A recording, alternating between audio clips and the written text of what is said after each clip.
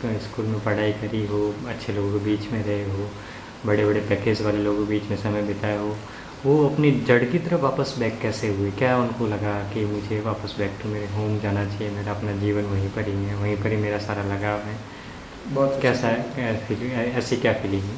इसमें जी एक बहुत पुरानी बात है कि जब महात्मा गांधी ने भी अपना अफ्रीका से पूरा काम वकालत वगैरह कंप्लीट करी थी, पूर्ण करी थी, फिर उनको भी एक लगा था कि भाई अब मेरे को भारत जाके वापस अपने देश की उन्नति की तरफ ज़्यादा ध्यान रखना चाहिए। अगर वो ये चीज़ नहीं सोचते और अगर वो अफ्रीका में ही रहते तो शायद आज भारत की हालत भी कुछ अलग ही होती जो आज नहीं रह पाएगी।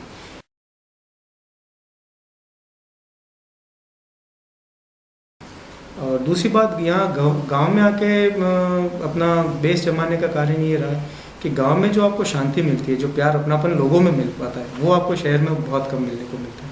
वहाँ लोग जाने नहीं जाने, मगर गांव में शुरू से रहा है कि अगर आप बचपन से भी बाहर रहे हैं और अगर आप एक दिन के लिए भी गाँव आए तो आपको लोग ज़रूर आपको उस नाम से पहचान लेंगे। गांव में प्यार पाने के लिए, अपनों के बीच में रहने के लिए आपने इतना बड़ा इन्वेस्टमेंट कर दिया, इतना सारा रिनोवेशन कर दिया, आपके हवेली को इतने बड़ा रूप में खड़ा कर दिया। इसके पीछे आपने क्या स्कोप नज़र आया राजस्थान में कि इस हवेली से मुझे क्या आउटपुट मिल सकते हैं? जी, राजस्थान का शुरू से जहाँ तक कि हेरिटेज और इस टूरिज़्म के बारे में मानना है तो टूरिज़्म में राजस्थान का खुद के स्लोगन है पधारो हमारे देश, जो कि इस पूरे इस मतलब को समझाता है। राजस्थानी लोग शुरू से मेहमान नवाजी के बारे में बहुत उत्तीर्ण रहे और शुरू से लोगों का काफ़ी जनों से, जो कि बाहर के विजिटर या कहीं के भी हो, उनका मन मोह के जाते हैं। देश में, भारत में बहुत भी दूसरे ऐसे बहुत सारे देश हैं जो राजस्थान से अच्छे भी होंगे, मगर जो राजस्थान जो आता है वो हमेशा राजस्थान को अपनी ज़िंदगी भर याद रखता है। और मेरा मेन मुख्य कारण यहाँ पे था कि गाँव के अंदर अपना बेस जमाने करने का, कि अब जिस हिसाब से समय बदल रहा है, मैं चाह रहा था कि मेरे जो बच्चे हैं वो अपने इस बेस को, जो जड़ को है, वो इसको सोच के ज़्यादा चलें, और वो तभी पूर्ण रूप से हो सकेगा जब उसके अंदर उनकी आय के स्रोत भी उनको यहाँ पे मिलेंगे। तो गांव में अगर रह के अगर उनको आय भी मिलेगी तो वो यहाँ पे रह के ज़्यादा काम करना, ज़्यादा काम आराम से, मतलब सही तरीके से कर सकते हैं। और दूसरा है कि आप किसी अनजान जगह पे जाके अपना नया बेस बनाएं।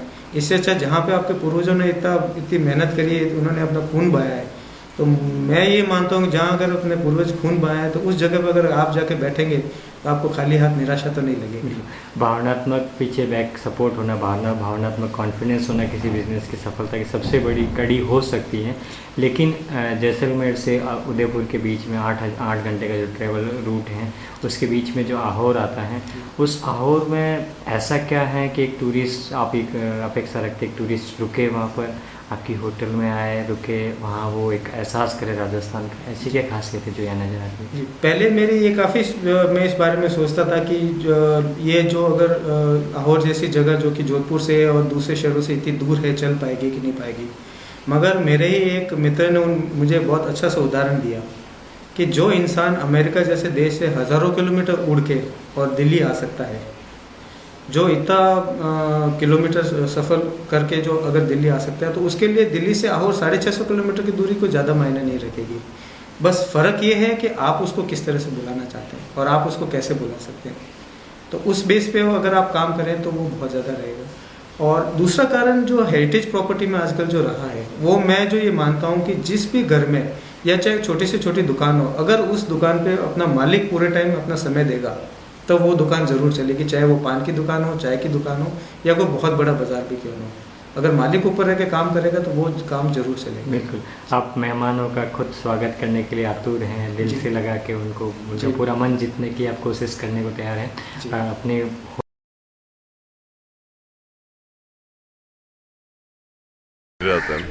3 साल हुए इसको रेनोवेट करने में।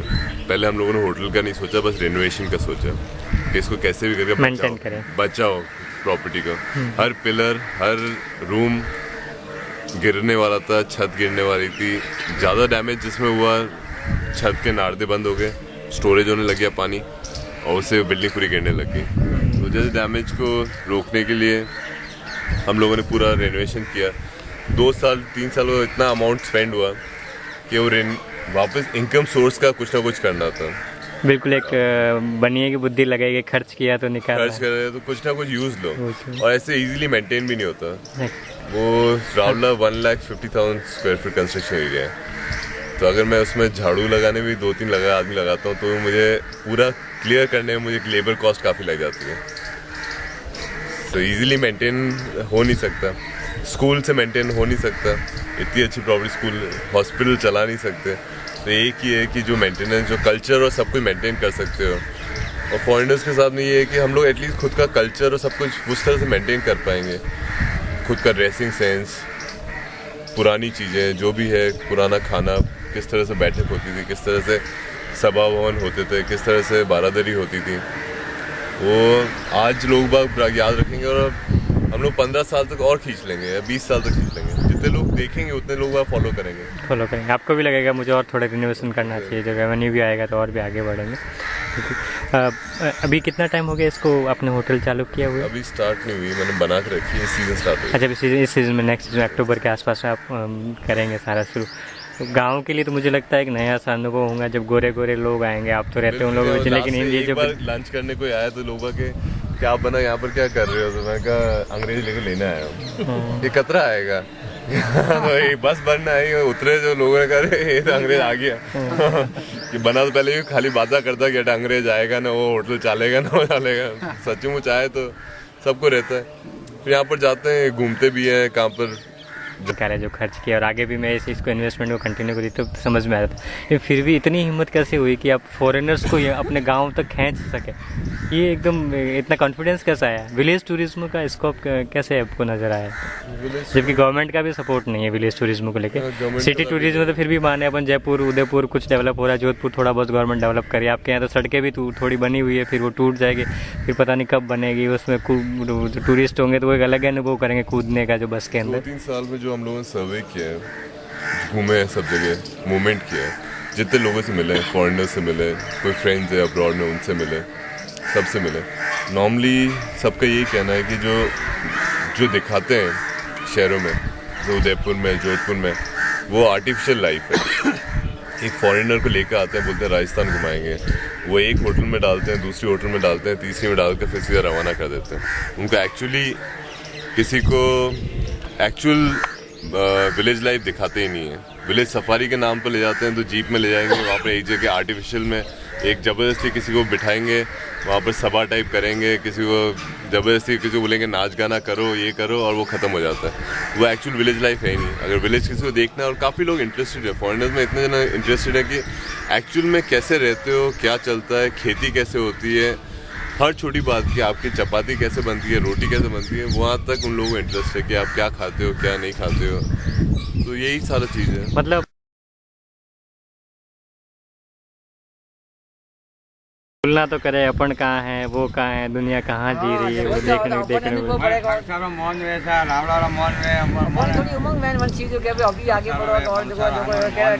मन बिल्कुल बिल्कुल। अपन लोग देखे इनमें तारीफ करे तो अपने भी बढ़िया लगे। 2 लोगों ने रोजगार भी मिलेला इन लोगों के बारे में। बिल्कुल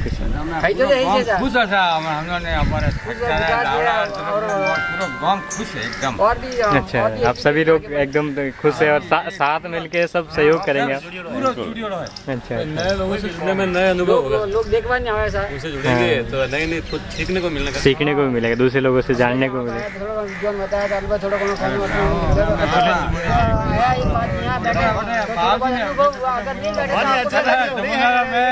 अगर आप इधर से आएंगे तो आपको अनुभव कैसे होगा? आज बैठे थोड़ा बहुत, आज यहाँ पे बैठे तो कुछ नया सीखने को मिलेगा।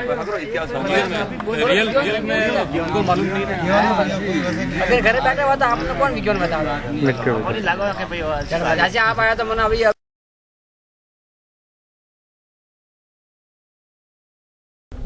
And when my father expired,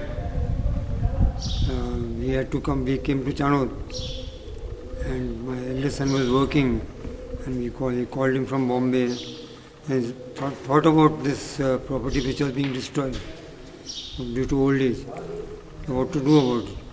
So we got together and got this gradually, slow by slow, start developing, and all the renovation took place. It's taken about 3 years. And a lot of money has gone into this. Apart from money, here is a very interesting part. Efforts of your sons. It's a very hard work. Hardly efforts. Yes, my both sons and my daughter also. Yeah. The next step after renovation is that they thought that it should be developed as heritage hotel to attract foreign tourists. What do you think? They are on right path, or they are getting mistake? No, because during the development time, we had some foreigner guests, and when they came here, they were very impressed with the progress work that was going on, room changes, and the building was looking really. Day by day, there was improvement in the building. So 2 or 3 people have come sequentially once a year. So they were very impressed with the property, and they said this is really ideal for you, and you go full-fledged for the hotel part of it. This gave the initiative to my sons also. They said, okay, when these people are saying it's so good, why don't we go full-fledged? After that, we started real, renovation and furniture purchasing and all in that hotel. Upgrading. Tourist को the real village life experience करनी है तो ultimately उसको एक village plan है। जितना interior में होगा एक्सटीरियर में होगा उससे कोई मतलब नहीं। आप क्या सर्विस प्रोवाइड करते हैं, आप यहाँ पे क्या फैसिलिटीज प्रोवाइड करते हैं, आप उनका कंफर्टेबल कितना स्टे बनाते हैं। और सबसे ज़्यादा मैं यही कहूँगा कि क्योंकि मेरे फादर यहाँ विरासते हैं, मेरी फैमिली यहाँ रहती है, तो उन सबका एक कलेक्टिव जो अप्रोच रहता है, तो एक पर्सनलाइज विजन होता है टूरिस्ट के साथ। वो एक गेस्ट की तरह आके और रूम में रह के और नेक्स्ट डे नहीं निकल जाता, वो वह फैमिली के साथ रहता है, उसका इंटरेक्ट करता है, उनको हिस्ट्री के बारे में पता चलती है, उनको जीवन जो इस गांव में रहते हैं उनके बारे में ज़्यादा पता चलता है। तो उससे उस चीज़ों से टूरिज्म